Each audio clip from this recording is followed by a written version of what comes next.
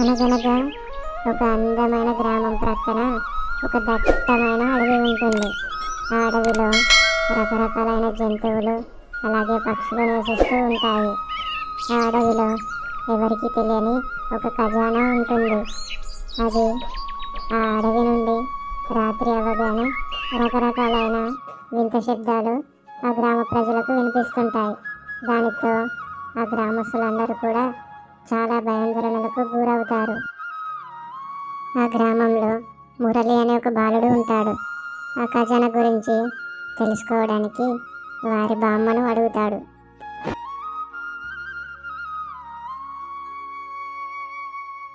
బామ్మగారు, మన గ్రామం సమీపంలో ఉన్న ఆ దట్టమైన అడవిలో నుండి రాత్రి అవ్వగానే రకరకాలైన వింత శబ్దాలు వినిపిస్తున్నాయి కదా.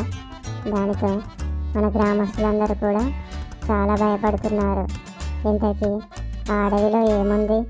ఆ అడవిలో ఖజానా ఉందని మన గ్రామస్తులు చెప్తుండగా విన్నాను. అది నిజమేనా? దాని గురించి నీకేమైనా తెలుసా? అవునురా మురళి, దాని గురించి నీకెలా తెలుసు? మన గ్రామస్తులందరూ కూడా ఆ విషయం గురించి ఎప్పటి నుండో చాలా భయపడుతూ ఉన్నారు. ఆ అడవిలో నుండి రాత్రి అవ్వగానే రకరకాలైన శబ్దాలు వినిపిస్తాయి. అదేంటో చూడడానికి మన గ్రామస్తులు చాలామంది అక్కడికి వెళ్ళారు, కానీ ఎవరు కూడా మళ్ళీ తిరిగి రాలేదు. అందుకనే ఆ అడవి అంటే మన గ్రామస్తులకి చాలా భయం. నువ్వు కూడా ఈ విషయాన్ని ఇక్కడే మర్చిపోయి ఏది ఆలోచించకు. అలాగే బామ్మగారు, నేను ఆ విషయం గురించి ఏమీ కూడా ఆలోచించను, అలాగే అక్కడికి కూడా వెళ్ళను. నేను నీకు ఏదైనా ఆ విషయం గురించి తెలుసేమో అని అడిగాను అంతే. నేను కూడా ఈ విషయాన్ని ఇక్కడితోనే మర్చిపోతాను. కానీ మురళికి ఆ అడవిలో ఏముందో తెలుసుకోవాలనే కుతూహలంతో తన స్నేహితురాల దగ్గరికి వెళ్ళి ఇలా అంటాడు.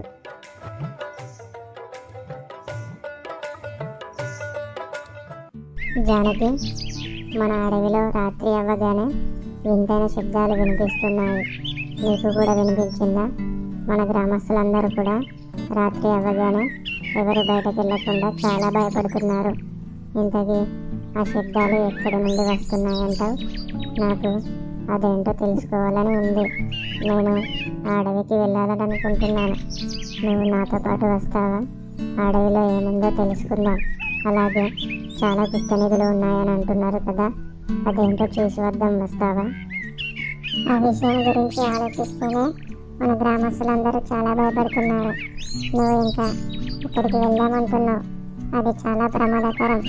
నేను అక్కడికి రాను. అలాగే నువ్వు కూడా అక్కడికి వెళ్ళడం మాని, ఎందుకంటే అది చాలా ప్రమాదకరమైనది. అక్కడికి వెళ్ళిన వారెవరు కూడా మళ్ళీ వెనక్కి తిరిగి రాలేదంట. అందుకని నువ్వు ఈ విషయాన్ని ఇక్కడికి మర్చిపోయి ఏమీ ఆలోచించకుండా ఇంటికి వెళ్ళిపో. నువ్వు అంతలా భయపడాల్సిన అవసరం ఏమీ కూడా లేదు, ఎందుకంటే నేను నీతో పాటు వస్తా కదా. నువ్వు నాకు తోడుగా వస్తే సరిపోతుంది. మనం ఆ అడవిలో ఏముందో తెలుసుకోవాల్సిందే, ఎందుకంటే అందరూ కూడా చాలా భయపడుతున్నారు. ఆ విధంగా అక్కడ ఏదన్నా ఉందో తెలుసుకొని వద్దాం. అలాగే గుర్తనిది ఉంటే తీసుకొని వద్దాం. ఆ రోజు రాత్రి అవ్వగానే మురళి మరియు జానకి ఇద్దరు కలిసి ఆ అడవిలోకి వెళ్తారు.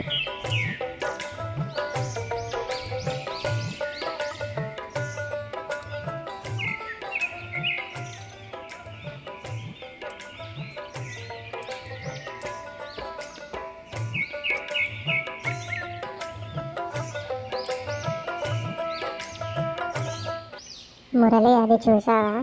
ఇక్కడ చాలా గుప్తనిధి ఉంది.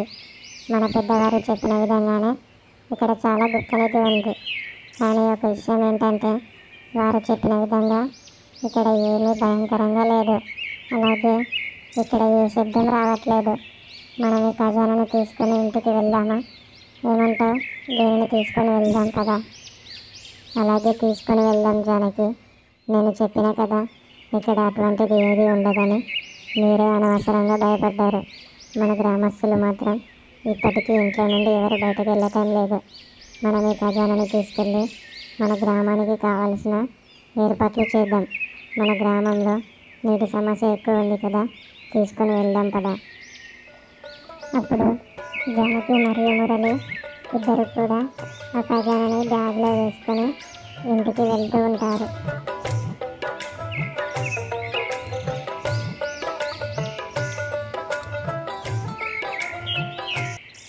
అలా వారిద్దరు వెళ్తూ ఉండగా వారికి ఏదో శబ్దం వినిపిస్తుంది.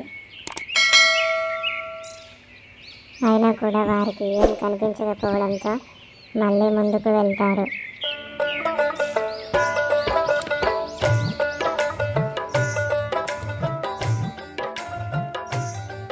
అలా వెళ్తూ ఉండగా వారికి అకస్మాత్తుగా నది ఎదురవుతుంది. మురళి, నాకేదో భయం వేస్తుంది. ఎందుకంటే మనం వచ్చే మార్గంలో ఈ నది లేదు కదా, మనకి అకస్మాత్తుగా ఈ నది ఎదురయ్యింది. అలాగే ఇందాక కూడా మనకి ఏదో తెలియని భయంకర శబ్దం వినిపించింది, కానీ ఎవరూ కనపడలేదు. నాకెందుకు భయం అవుతుంది. ఈ నిధిని ఇక్కడ విడిచిపెట్టి వెళ్దామా? అవును జానకి, నాకు కూడా చాలా భయం వేస్తుంది. ఎందుకంటే మనం ఇందాక వచ్చే మార్గంలో ఈ నది లేదు కదా, అకస్మాత్తుగా ఈ నది ప్రత్యక్షమైంది. అలాగే ఇందాక ఏదో భయంకర శబ్దం వినిపించింది. ఈ ఖజానాను మనం అక్కడే విడిచిపెట్టేద్దాం కదా.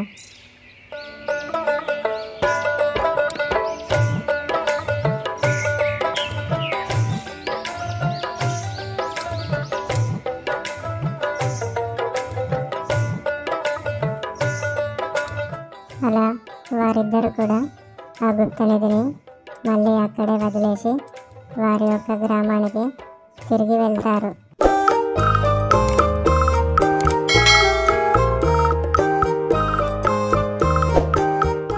అప్పుడు వారు వెళ్ళే దారిలో అకస్మాత్తుగా మళ్ళీ ఆ నది మాయమవుతుంది. వారిద్దరు కూడా క్షేమంగా వారి యొక్క ఇంటికి వెళ్తారు.